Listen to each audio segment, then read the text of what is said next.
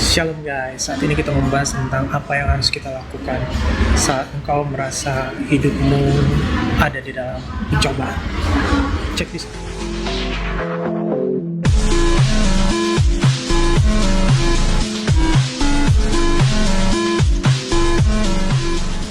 Oke guys, saat ini kita ada di dalam sebuah mall yang baru buka setelah masa lockdown yang panjang. Dan mallnya saya pikir sepi tempatnya, saya pikir nggak ada apa-apa, ternyata ini masih pagi, baru jam 11. Ternyata sudah sangat ramai, jadi mohon dimaklumi kalau ada noise atau ada distraction yang lewat.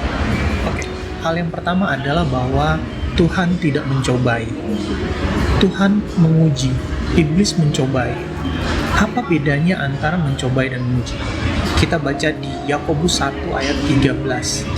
Apabila seorang dicobai, janganlah ia berkata, pencobaan ini datang dari Allah. Sebab Allah tidak dapat dicobai oleh yang jahat, dan ia sendiri tidak mencobai siapapun. Tetapi tiap-tiap orang dicobai oleh keinginannya sendiri, karena ia diseret dan dipikat olehnya. Nah teman-teman semua, ayat ini jelas mengatakan bahwa Tuhan tidak mencobai. Tuhan menguji. Mazmur 11 ayat 5 berkata, Tuhan menguji orang benar dan orang fasik, dan ia membenci orang yang mencintai kekerasan. Apa sih bedanya menguji dan mencobai? Nah, Tuhan menguji itu adalah supaya kita naik level. Otomatis ujian itu bertujuan agar setelah ujian kita lebih baik. Sementara kalau pencobaan bertujuan agar setelah pencobaan kita jatuh, kita hancur. Nah teman-teman semua, menguji dan mencobai berbeda. Menguji itu bisa datang melalui hal-hal kecil yang kita nggak sadari setiap hari. Sementara mencobai kita akan sangat merasakan dampaknya, kita akan sangat merasakan efeknya, dan kita tahu kita sedang dicobai.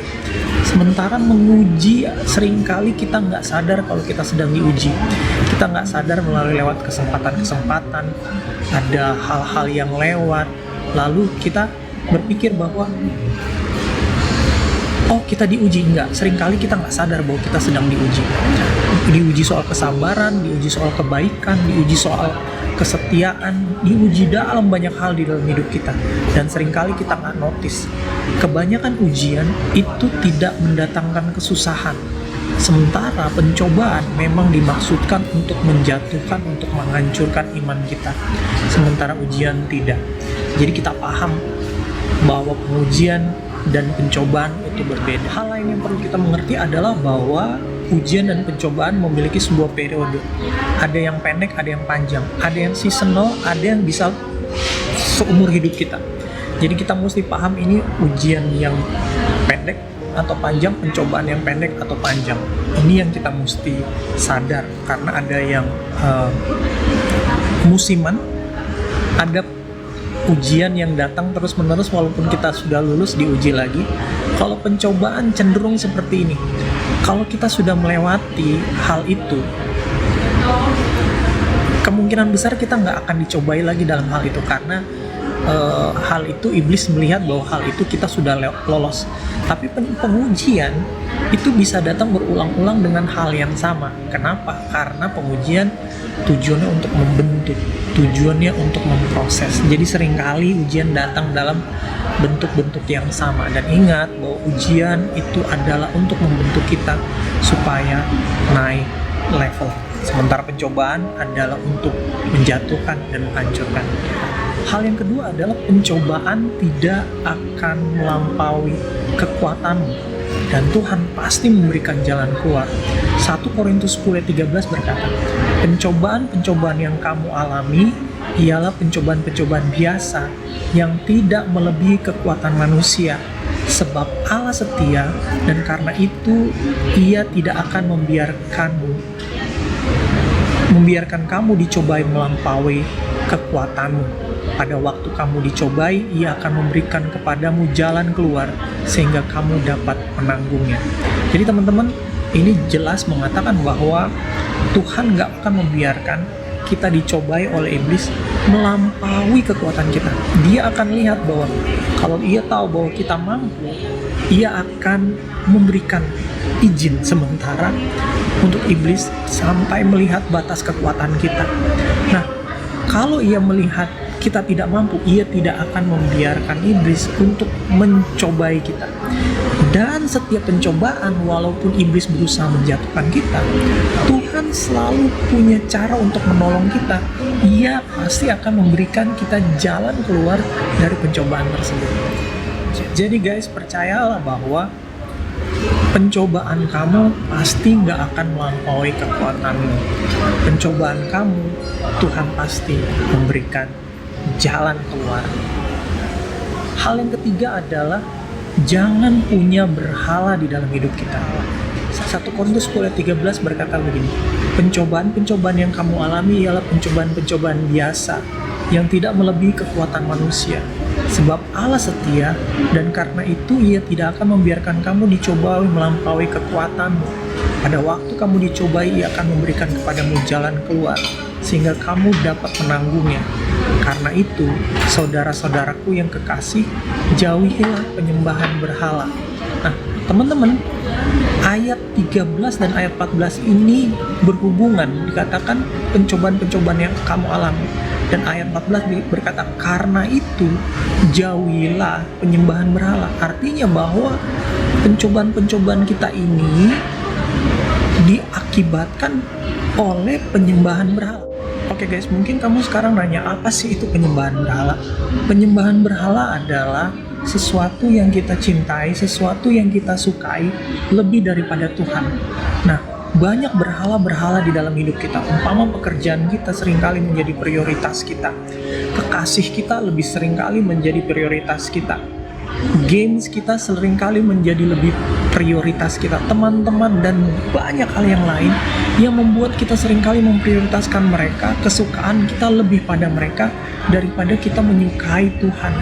Yes, kamu kemungkinan menghormati Tuhan, tapi tingkat kesukaan kamu terhadap hal-hal yang lebih dari Tuhan itu akan menjadi, bukan akan hanya akan menjadi, itulah yang menjadi berhala-berhala di dalam hidup kita.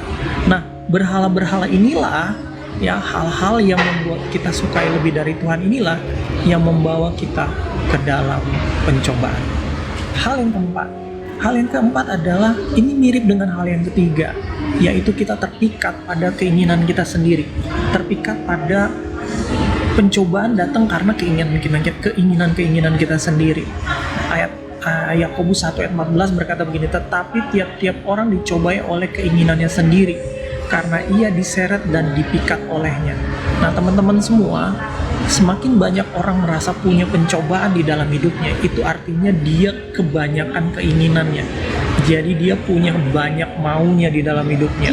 Pengen ini, pengen itu, pengen macem-macem. Nah sebaiknya kita harus mereduksi, mengurangi apa aja sih keinginan-keinginan kita dalam hidup. Dan keinginan-keinginan kita ini seringkali, ingat, keinginan-keinginan kita ini seringkali membuat kita jatuh dan membawa kita dalam dosa, membawa kita dalam pencobaan.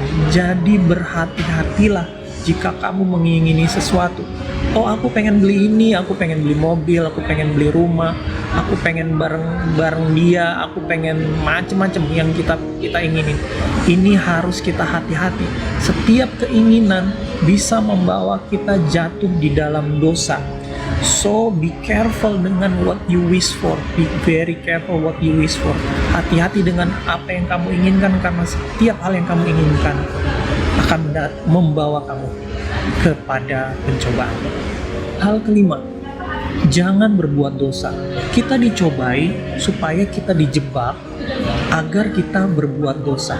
Nah, waktu kita merasa dicobai, waktu kita merasakan pencobaan, usahakan sebisa mungkin jangan berbuat dosa. Jangan berpikir bahwa iya, mumpung aku lagi sedang ada dalam pencobaan, sudah nggak pedulilah. Anyway, aku sudah hancur sekalian. Nah, iblis berusaha membuat kamu berpikir seperti itu supaya kamu menjadi berbuat dosa. Nah, di Ibrani 4 ayat 15 berkata begini, sebab imam besar yang kita punya bukanlah imam besar yang tidak dapat turut merasakan kelemahan-kelemahan kita. Sebaliknya, sama dengan kita, ia telah dicobai hanya tidak berbuat dosa. Imam besar kita adalah Tuhan Yesus. Tuhan Yesus mengerti apa yang kita alamin. Dia bukan Tuhan yang gak mengerti, karena dia ngalamin, karena dia menjadi manusia. Dia tahu sakitnya, dia paham beratnya pencobaan kamu, karena dia pernah mengalaminya. Jadi walaupun dia mengalami, perbedaannya dia memutuskan, dia menguatkan dirinya. Dia telah berhasil bahwa ia tidak melakukan dosa waktu ia dicobai. Guys, ingat, pencobaan datang supaya kamu melakukan dosa. Jangan sampai kamu terjebak melakukan dosa waktu kamu dalam pencobaan. Semakin kamu kuat tidak melakukan dosa, semakin cepat pencobaan kamu berhenti. Karena iblis berpikir bahwa ia tidak berhasil dan dia akan segera mengganti pencobaanmu dengan pencobaan yang lain. Dia akan berhenti mencobai kamu waktu kamu tidak berbuat dosa. Tetapi waktu kamu berbuat dosa, dia pikir bahwa pencobaan ini berhasil, kamu jatuhnya di situ, dia akan mengulang hal yang sama supaya kamu jatuh lebih dalam lagi dan tidak bisa diselamatkan lagi karena telah jatuh berbuat dosa. Hal keenam, lawanlah iblis. Nah, kita tahu bersama bahwa pencobaan itu dibawa oleh iblis.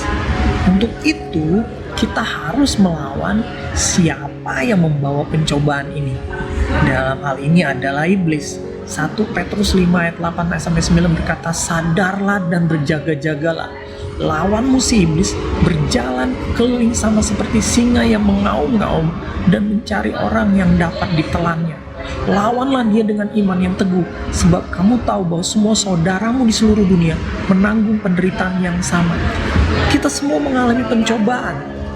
Kita semua mengalami sebuah tanggungan yang sama, sebuah standar di dalam Tuhan. Kita mengalami penderitaan yang sama, yaitu kita harus melawan iblis, karena iblis ini datang dengan membawa pencobaan. Jadi jangan sampai bahwa kita lengah dan kita jatuh dalam tipu muslihat iblis yang dibawa bersama dengan pencobaannya. Guys, jadi hati-hati.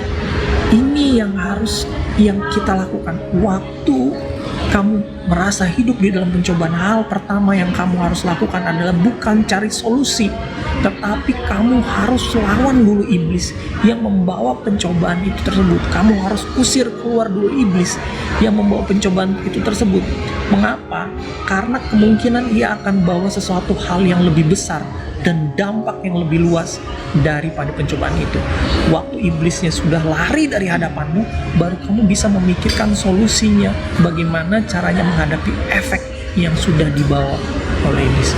Jadi guys, di dalam hidup dalam pencobaan, jangan lawan pencobaannya, lawan iblis yang membawa pencobaan. Kenapa kita harus melawan iblis sebagai pencobaannya? Karena pencobaan sudah menjadi bagian dalam hidup kita, bagian di dalam hidup orang percaya. Walaupun pencobaan tidak dibawa oleh Tuhan, tetapi oleh iblis, karena bagian hidup rohani kita adalah sebuah peperangan rohani. Efesus 6 ayat 11-12 berkata, kenakanlah seluruh perlengkapan senjata Allah, supaya kamu dapat bertahan melawan tipu muslihat iblis. Karena perjuangan kita bukanlah melawan darah dan daging, tetapi melawan pemerintah-pemerintah, melawan penguasa-penguasa, melawan penghulu-penghulu dunia yang gelap ini, melawan roh-roh jahat di udara. Ayat ini mengatakan bahwa pemerintah, penguasa-penguasa itu semuanya adalah berhubungan dengan pemerintah-pemerintah dan penguasa-penguasa kerajaan kegelapan. Bukan pemerintah-pemerintah umumnya, kecuali pemerintah-pemerintah yang telah dipapar oleh kejahatan seperti korupsi dan sebagainya. Tetapi maksud dalam ayat ini adalah iblis punya kerajaannya, punya pemerintahannya, merekalah yang menjadi lawan kita. Waktu pencobaan datang, lawanlah iblisnya, maka ia akan lari daripadamu. Yang ketujuh, yang terakhir, bagaimana cara menghadapi pencobaan, yaitu adalah dalam Yakobus 1 ayat 2 berkata seperti ini, saudara-saudaraku, anggaplah sebagai suatu kebahagiaan apabila kamu jatuh ke dalam berbagai-bagai pencobaan. Teman-teman semua, waktu kita mengubah perspektif kita dan kita menganggap pencobaan itu adalah sebuah kebahagiaan, karena di ayat selanjutnya mengatakan bahwa kita akan mendapatkan kemuliaan setelah pencobaan, mendapatkan upah setelah hal itu. Ini akan membuat kita berbahagia. Semakin banyak pencobaan artinya semakin banyak upah, artinya semakin banyak kemuliaan untuk hidup kita, untuk diri kita. Nah, waktu kita mengubah perspektif kita, malah menerima pencobaan sebagai sebuah sukacita, sebagai sebuah kebahagiaan, maka pencobaan itu akan berhenti di dalam hidupmu. Kenapa? Karena iblis berpikir akan sia-sia. Semakin ia memberikan kamu pencobaan, semakin kamu malah tambah bersuka cita, kamu malah tambah seneng mau dicobain. Nah, teman-teman semua, waktu kamu bersuka cita, waktu kamu malah bahagia dicobai, karena kamu tahu di balik pencobaan itu ada sebuah upah, ada sebuah upah luar biasa, seperti waktu iblis datang mencobai Ayub. Dari restunya Tuhan, setelah Ayub dicobai, Tuhan tahu Ayub sanggup keluar dari pencobaan itu, dan Tuhan sudah menyiapkan berkat melimpah berkali-kali ganda untuk menggantikan semua yang telah diambil oleh iblis. Waktu Ayub lulus di dalam pencobaan itu, dia lolos dalam pencobaannya iblis, Tuhan sendiri yang memberikan berkali-kali lipat ganda semua yang telah diambil dari iblis daripadanya. Jadi teman-teman semua, bersukacitalah kamu, berbahagialah kamu dalam pencobaan kamu. Waktu kita mengubah mindset kita, perspektif kita seperti itu, iblis akan menarik pencobaannya dari kita, karena dia berpikir percuma, kamu malah bahagia di dalam pencobaan kamu. So, itu semua 7 hal bagaimana cara kita menghadapi pencobaan. Jadi guys, kalau kamu punya pencobaan di dalam hidup kamu, boleh komen di bawah, kita akan bantu mendoakan kamu. Itu aja guys, take care and God bless you.